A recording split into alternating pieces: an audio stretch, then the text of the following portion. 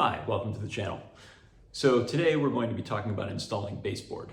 In a lot of the videos that you see online, you're going to see somebody doing the simplest, easiest example of how to put in baseboard. They're going to be putting in a single piece baseboard that runs just along a piece of wall where you're in between maybe two door jambs, and there's no corners to be dealt with. The floor is perfectly flat, and you're running carpet up to it later, so you don't really care what the floor looks like. That's not the real world. Most of us have to deal with something a little bit more complicated than that. And so today we're going to try and address some of those challenges. This house is a 3,000 square foot Victorian. It's got a fairly complicated trim package. You'll see that on the windows, we've got this 3-piece trim. On some of the doors, we've got a 2-piece trim. On other doorways, we've got a 3-piece trim package as well. The baseboards are in fact a 2-piece buildup. And so all those things come into play to make the task just a little bit more complicated. And then of course, we've got the usual array of inside and outside corners to address. And as is the case in any old construction, the floors are not perfectly flat and level, so we've got to address that. So what is a 2-piece baseboard? Well, simply put, it's 2 pieces of trim that go together to form a single unified baseboard when you're done, but it's actually installed in 2 pieces, mostly to make the milling process easier. Here we've got an example of it, so you can see what it looks like on the wall, and you'll see that it's actually made up of 2 pieces. The first is this lower piece. It's about 7 inches tall, and it just contains the one little setback there. And then the top piece of the cap is a bit more complex, and that is nailed on top of the base piece. The most important thing about baseboard is to put it in level. I used to have an old house in California where the floors, over the space of about 15 feet or so, were out of level by about 2 inches. Now that's a pretty extreme case, but it was made worse by the fact that the previous owner, when they installed the baseboard, just bought a piece of base and just took it and ran it all the way along the floor, and it followed the exact slope of the floor, which of course made it really obvious. If you do this properly, what you're going to do is you're going to set a level line around the room, and you're going to scribe the baseboard so that it follows the floor and takes away all of that slope. In the case of our 2-piece baseboard, we're going to put down the lower piece first. That's the one that will be scribed, and then the upper piece will be able to just drop right into place. To give you an idea how to do that, let's start with my favorite tool, which is this 3-axis laser level. This is an indispensable tool for setting baseboard and trim of any kind. So I'll talk about this more in depth in another video, but just suffice it to say that if you don't have one of these and you're trying to do baseboard or trim work, your life's going to be a lot more difficult. So definitely recommend picking one of these up. Now, what you can see if you look around the room here, that green line shows you it sits right at the bottom edge of the upper baseboard piece. And you'll see as you follow all the way around the room that line is in that same spot all the way around to the different parts of the casing. What you can't see as clearly is that the floor actually changes height by about 1 inch as you work your way around. So as a simple example, over here in this corner, the lip on that lower piece of baseboard sits right at about 4 3/4 inch tall. But over here on the other end of that same piece, it's just under 4.5. So we've lost about 1/4 inch from here over to here in this 4-foot run. So we needed to scribe cut the bottom of this to follow it. Now, if you're doing this on hardwood floors, you'll find that a scribe running with the floorboards like this is pretty straightforward. You can usually just drop a straight edge on it. When you're doing it this way, where you're going across a whole bunch of boards, it gets a little more tricky because if the boards aren't all perfectly flat, then you're going to want a scribe to follow those. So we'll talk a little bit about how to do that. So how are we going to do this? Well, the first thing I like to do is I set up my laser level so that that green line sits right at the top of where the lower piece of trim is going to sit. And I work from that as a starting point. Now on this wall, we're going to be putting in a piece on this back wall first, and then we're going to put in the second piece over on this side.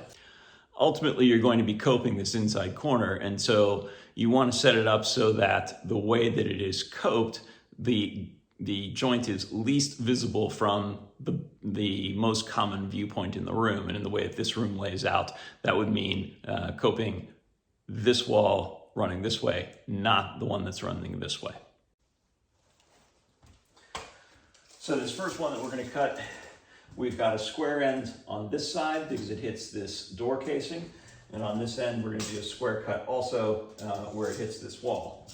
And our total measurement here is, looks like it's 77 and a half.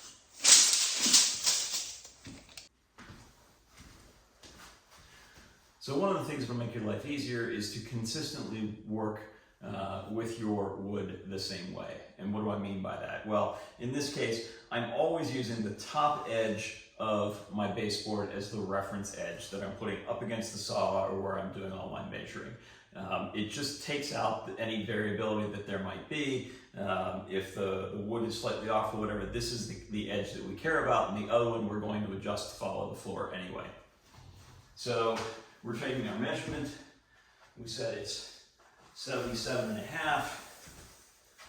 So that brings us to right here.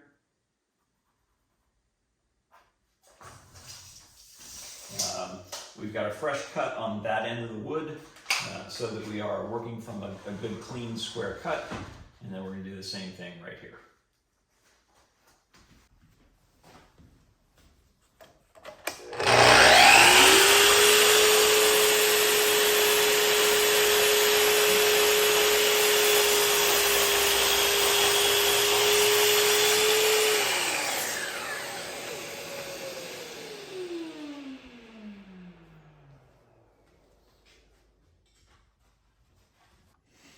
All right, so tip number 2. We always try and cut it just a little bit long the first time. It's always easy to go back and shave a little slice off, but of course it's a little harder to put some back onto the wood if you cut it too short. In this case, you'll see it doesn't quite go all the way tight to the wall. You know, I could force it in there, but that's not really what we want to do. So we're going to go back to the saw and take off just a little smidge more. And a little trick for you here. Once you've got the wood up against the fence, drop the blade down, pull the wood over until it touches the blade. Then just slide it over that fraction more that you need. And you can see that my red laser line is just maybe 1/16 of an inch onto the wood here.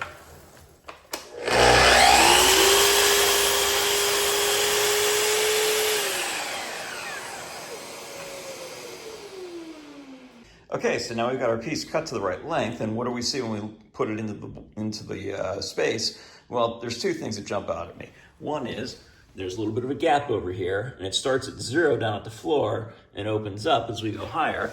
The other thing is that green laser line is not evenly spaced all the way across here. What's that tell me? Well, that tells me that the floor slopes. It's higher on the right than it is on the left.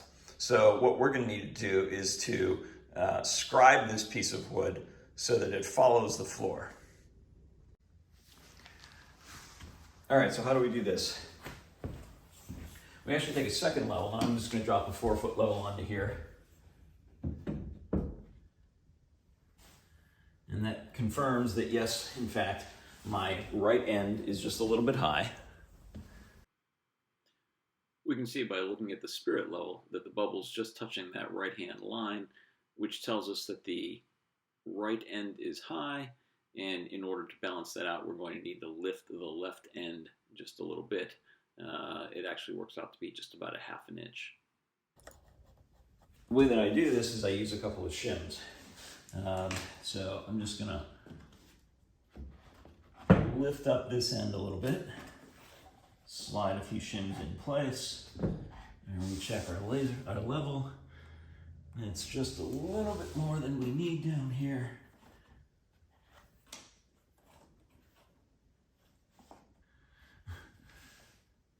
And that puts us right back at level again, which we can confirm both ways. One, you can check the green line, and we're looking at it, it's about a 1/2 inch here, and it's about a 1/2 inch down there.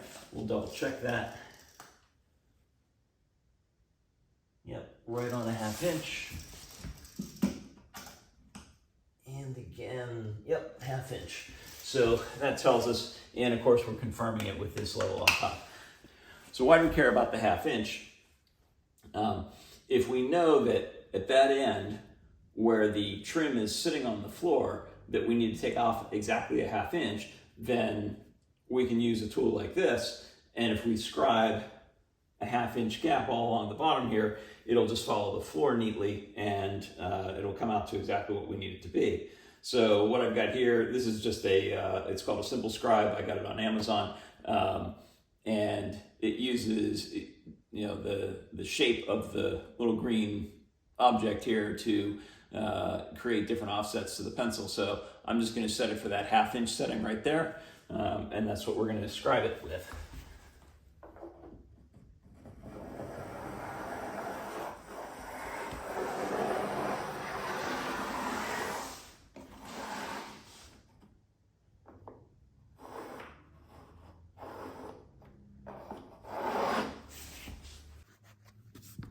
Now what you'll see is we've got a line that goes from, maybe a 3/16 of an inch down here, all the way up to this other end, and that's a 1/2 inch. So if we cut following that line exactly, then this piece of wood will exactly match any undulations in the floor that might take place, and it will perfectly close that gap. Why do we care about this? Well, I'm not a big fan of quarter round. A lot of guys don't care. They'll put it in and use it as a way to cover the gaps. I think that this looks a lot cleaner. It shows a level of professionalism and quality craftsmanship that is frankly disappearing these days. And so I like to scribe my baseboards to follow the floor. To actually do the scribing, I've got my track saw set up here. Or you could use just a regular circular saw, but note that I've got it set at a 2-degree back bevel. What that means is that I've got the front of the wood facing up. That means that the front edge will be just a hair lower than the back edge. We care about this because it'll make it a little bit easier if we have to fine tune it later.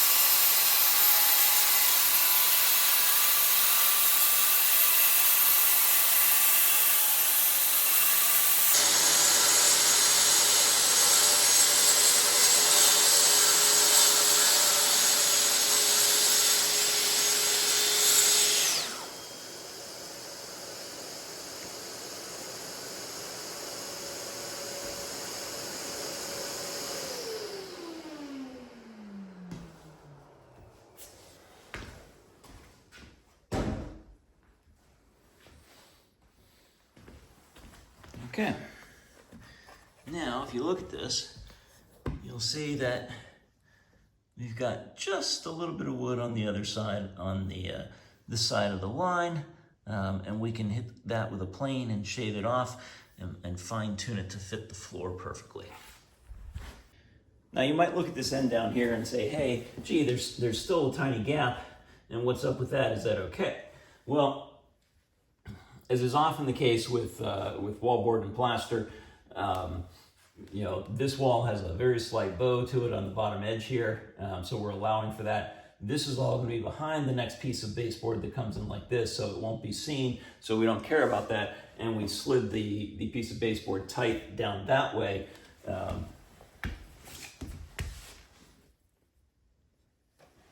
So that it's up against that door jamb. So we cheat a little bit when we're nailing it off. This room hasn't been painted yet, so we can see where the screws were from the drywall being screwed to the studs. So we just come in right underneath those and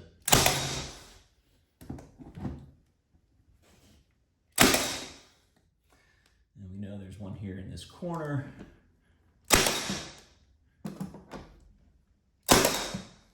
There's actually one here next to this electrical outlet as well.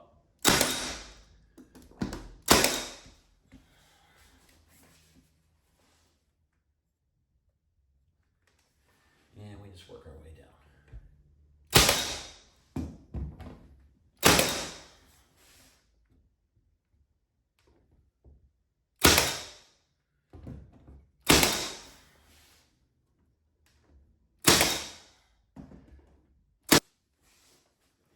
Okay, so that's our first piece of trim.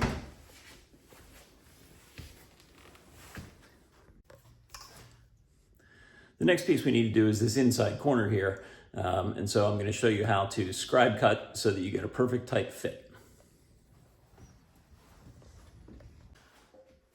So if you've watched enough videos on YouTube or whatever, you already know there are two ways to do this. The first is for an inside corner. Some folks will just miter it. That is, they'll cut the piece of baseboard at a 45-degree angle here and another here, fold it up, and then they just nail that up to the wall and keep going.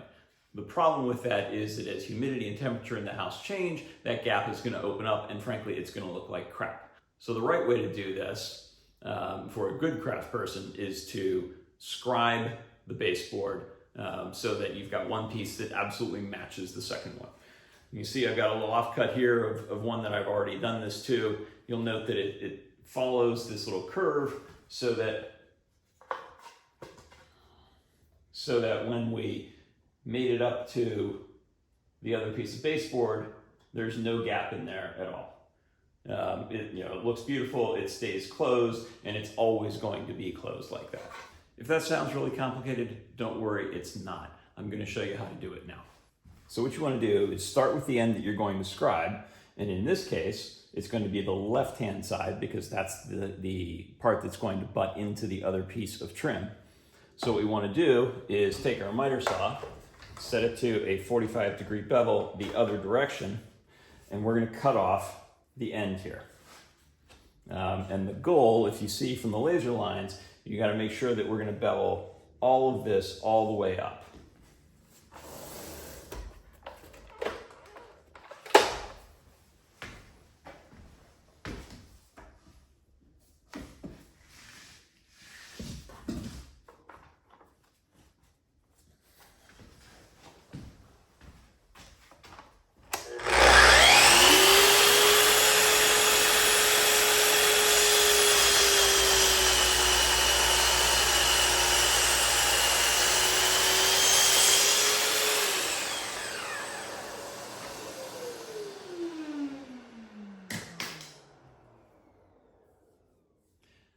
Now what that gets you is this. You've got this perfect line here that follows exactly the way that this piece of wood needs to be cut to match up to another piece of the same profile. Now, on a piece of baseboard like this, it's really easy because we're going to use the same miter saw and we're going to straight cut this piece and this part right here, and then we're going to show you how to cope this little corner. So to do the straight cuts, just stand the saw back up to 0. We're going to slide it over a little bit again.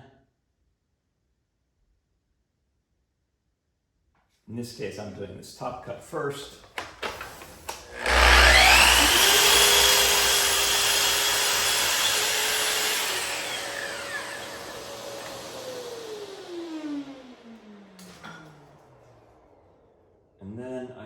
this second cut. And this one, we're not going to push it all the way to the fence or the stops. We want to stop here because we obviously don't want to cut into this section right here.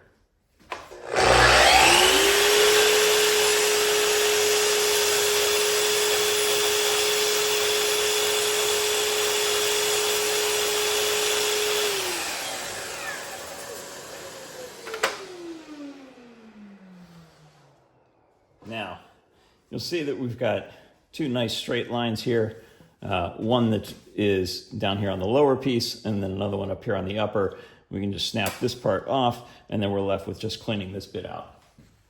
So to clean up this last bit, you can do it one of two ways. You can use a traditional coping saw and do it by hand, where you would just cut around like this. In my case, this house has over 9,000 linear feet of trim in it, so I'm doing it with a cordless jigsaw with a coping foot on it. This just allows me to do faster what most folks would do with a handsaw.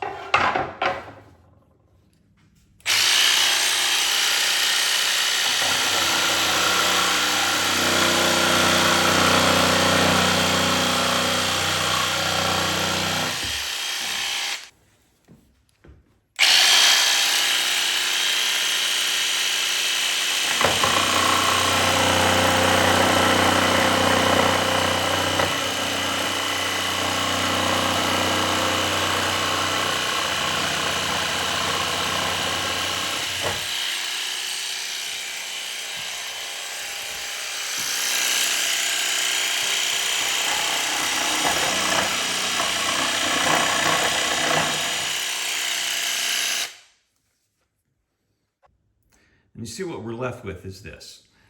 You've got this nice straight line here, and then it follows the curve and goes up like that. So that is going to mate perfectly into our other piece of baseboard that's already attached to the wall. Okay, and back to the circular saw to scribe this.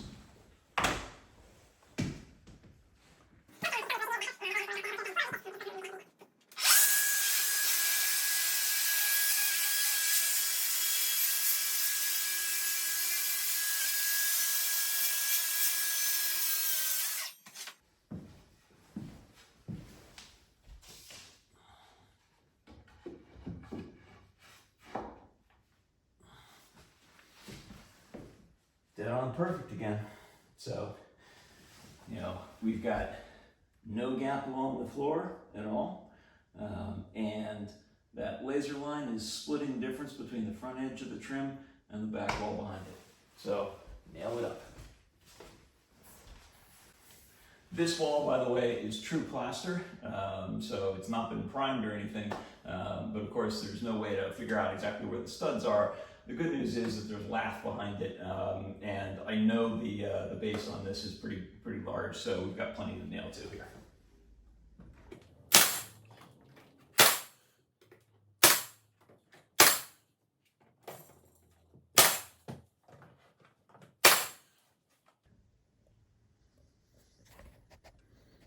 Okay, now what we have is a very nicely trimmed base. The bottom piece has been installed. It's scribed so that it follows the floor perfectly. The top is completely level. And from there we can just repeat the process with our crown, with the cap rail.